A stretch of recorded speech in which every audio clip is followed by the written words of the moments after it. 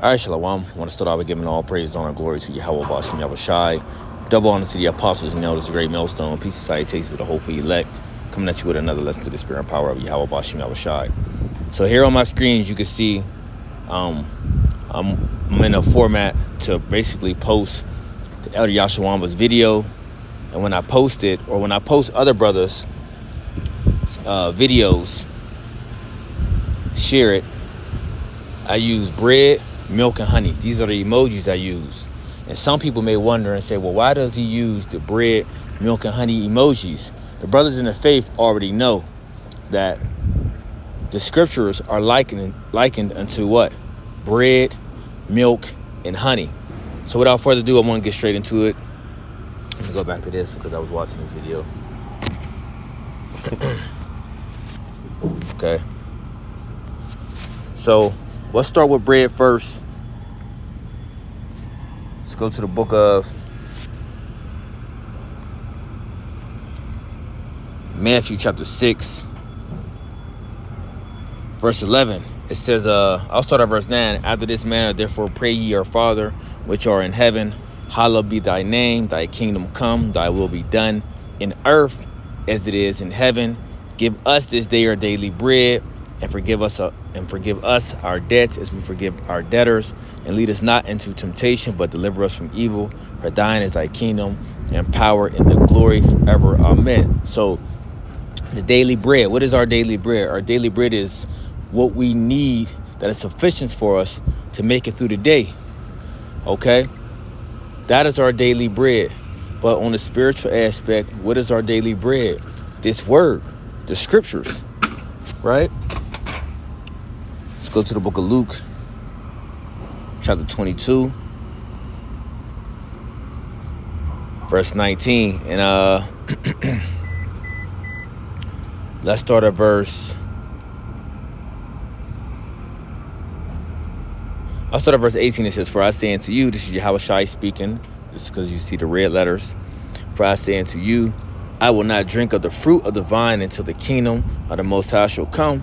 And he took bread and gave thanks and brake it and gave it unto them. Speaking of, he's with the disciples at this time.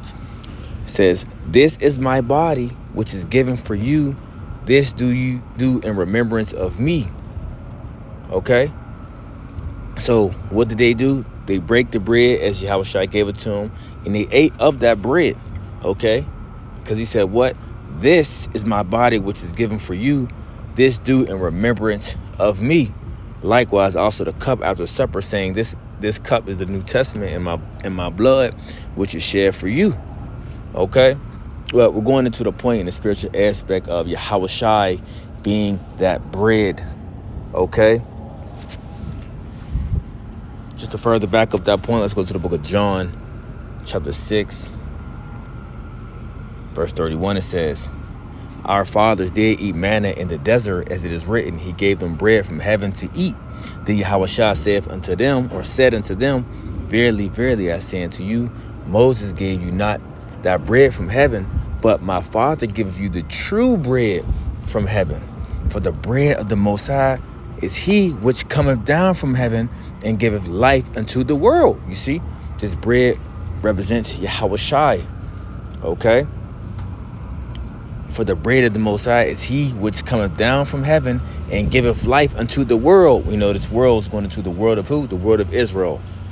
Then said they unto him, Lord, evermore give us this bread. That's the mindset you should have. Okay? You should come with that same mindset as they had that mindset of, Lord, give us this bread. Right? And Yahushua said unto them, I am the bread of life. He that cometh to me shall never hunger, and he that believeth on me shall never thirst. You see? So are you accepting the bread? Okay? Are you eating the bread? Are you, truly believing on Yahushua? Okay?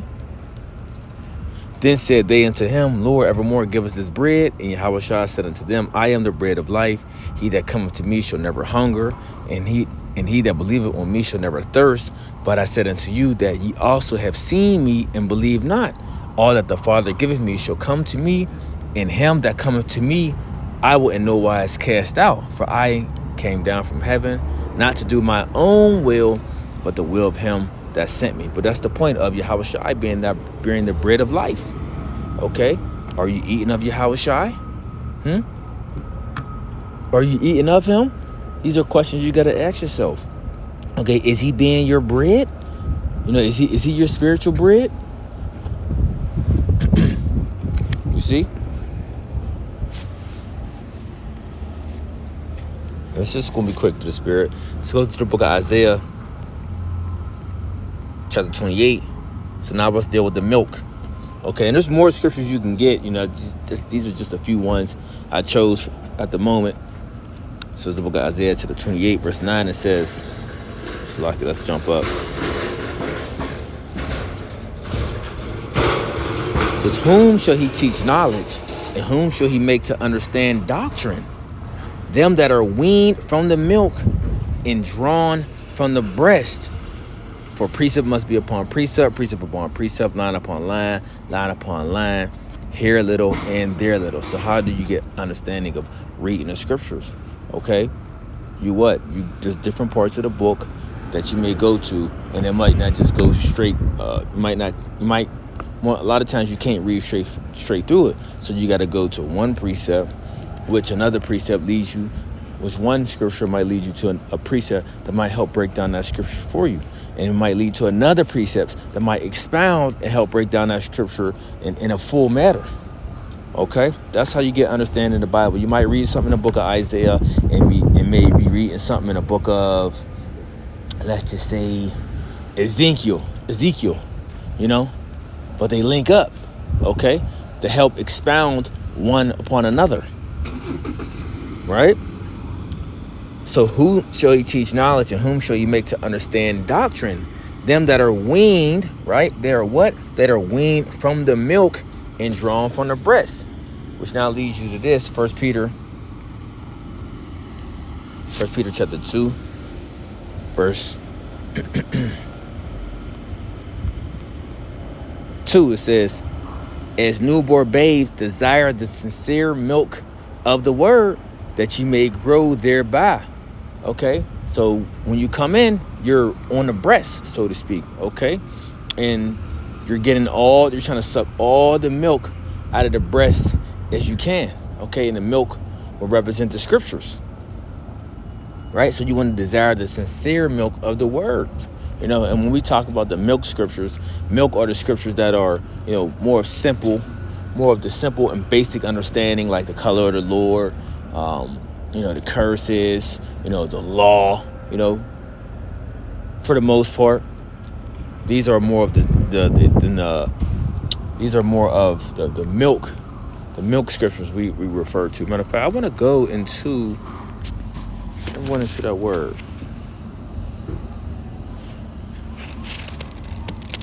Let me go into the word sincere.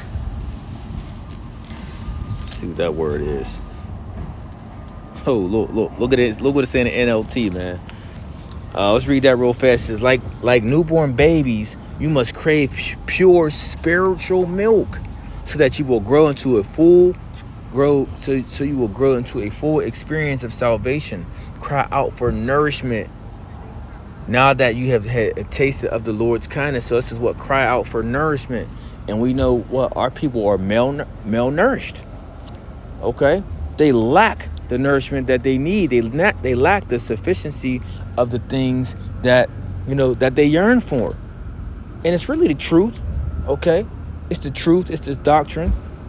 Instead of the bread, milk, and honey, Jake want what? Jake want Kool-Aid. Jake want what they call it, a meat lover's pizza. So meat lover's pizza, Kool-Aid, and seasoned soap. Okay? that's what the 2/3 want. All right? So I want to go into that word sincere, like I said. Let's play it. Adolos. Strong's G97, Adalas. Adalas. Adalas. Okay, Adalas. It says, guileless, unmixed, unadulterated, pure. Ooh, pure. Without dishonest in persons, right? In things, so in things is unmixed, unadulterated, and pure. In persons is without dishonest intent, guileless. Okay. So that goes into the word sincere. So you want to desire the pure, right? The pure milk of the word, you know. And someone that is teaching, you want them to be what? Guileless, okay? Without dishonest intent, you know. But you got a lot of our people that have the intent to, you know, the intent to, you know, misuse our people, okay?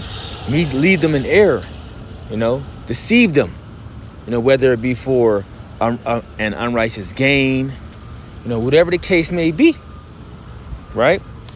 Let's continue. The book of Hebrews chapter 5. The book of Hebrews chapter 5 verse 12, it says, and I'll read it in both the KJV first and the NLT. It says, for the time you ought to be teachers, you have need that one teach you again, which be the first principles of the Most High, and are become such as have need of milk and not of strong meat, right? For everyone that uses milk is unskillful in the word of righteousness, for he is a babe. So this is just backing up in 1 Peter chapter 2, you know, of you want to deal with the simple things. You want to deal with the milk. Okay, milk is when you come in to the beginning of the knowledge of the faith, right? And then you build yourself up to the point where you get to the strong meat, and the strong meat is the, you know, the more complicated, you know, the more complicated understanding of deep mysteries and breakdowns of the Holy Scriptures, right? So in the NLT it says, you have been believers so long now that you ought to be teaching others. Instead, you need someone to teach you again the basic things about God's word. You are like babies who need milk and cannot eat solid food, right? For someone who lives on milk is still an infant and doesn't know how to do what is right, right? So you got a lot of Jake out there that come into this truth, and then they try to get on a high level, you know, too quickly, okay? But it's all right to take your time. It's all right to desire the sincere milk of the word, the basic things, to build yourself up to a point where you're able to deal with the strong meat, the more of the heavy things of the scriptures, the meat, the potatoes, you know what I'm saying? The steak and potatoes of the scriptures, you know? And milk, like I said, but milk is beautiful, you know? And when you see a lot of questions, a lot of people come up to ask, the questions they more ask is what? The things that are basic, right? So let's read down to verse 14. It says, solid food is for those who are mature, who through training have the skill to recognize the difference between right and wrong.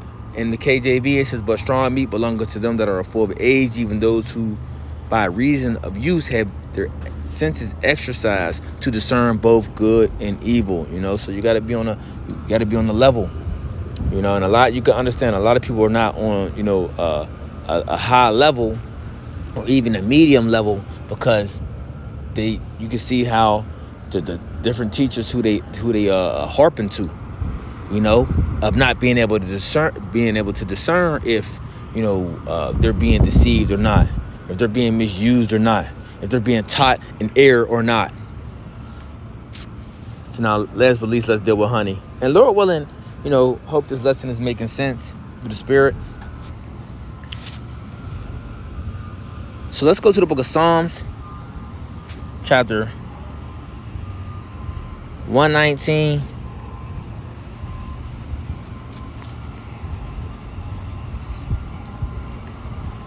And 103, it says, how sweet are thy words unto my taste, yea, sweeter than honey to my mouth. Okay, hey man, these scriptures is beautiful. These scriptures are sweet unto us. You know, pleasant words, as the scripture call it. So I'll read it again. Psalms 119, verse 103. It says, how sweet are thy words unto my taste, yea, sweeter than honey to my mouth. which now I'll just get this right now. The book of Revelation, chapter 3.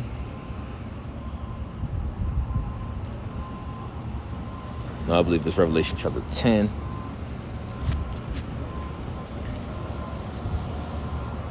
It says, and I went up unto the angel, this is John on the island of Patmos, and I went unto the angel and said unto him, give me the little book. And he said unto me, take it and eat it up. This is talking about the scriptures. Take it and eat it up, because you want to, as in the book of Ezekiel says, you want to what? Eat the whole roll. And it shall make thy belly bitter, but it shall be in thy mouth sweet as honey. You know, so we always mention of, you know, when you start to take on, you know, get the understanding of the Holy Scriptures, it's sweet in thy mouth. Okay, and once you start to digest it, and you know, you get a little bit in, you know, and learning of different things, and which you know, things are still sweet and beautiful to the spirit, but it gets bitter into you. It gets hard. Things get harder, so to speak, of, you know, just knowing of. Let's just say how the scripture says, wisdom, it's oppression. It's like oppression maketh a wise man mad. And then it talks about if you increase, I gotta get it.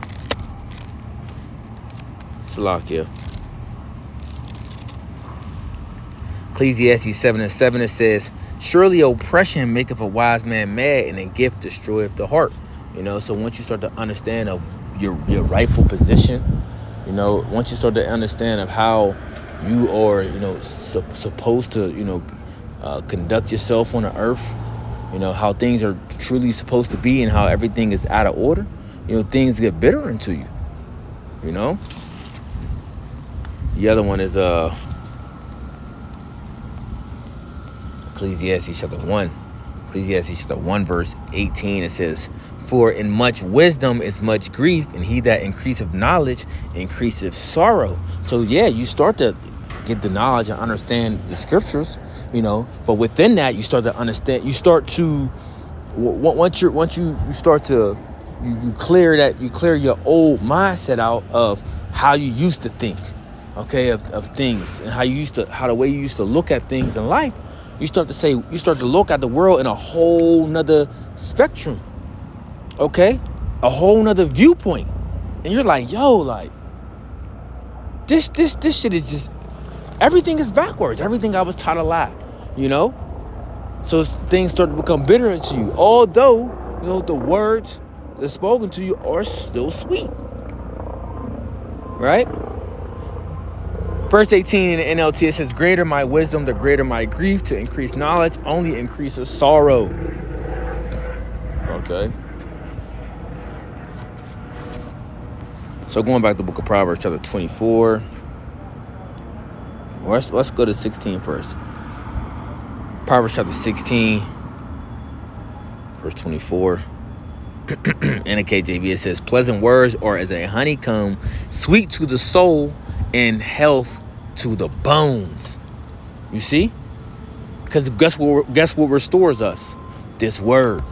Guess what is truly gives us comfort, hope, you know? This word. You see? That's it. Let's move up. Proverbs chapter 24.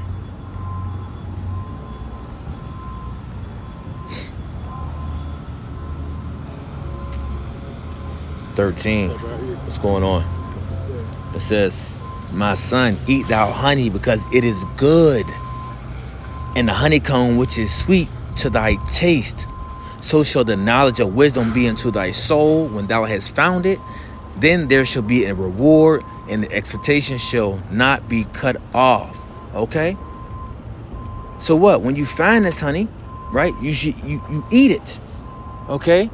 When you figure out of this is the honey I was looking for. This is the sweetness and the pleasantness that is sufficient for my soul, right?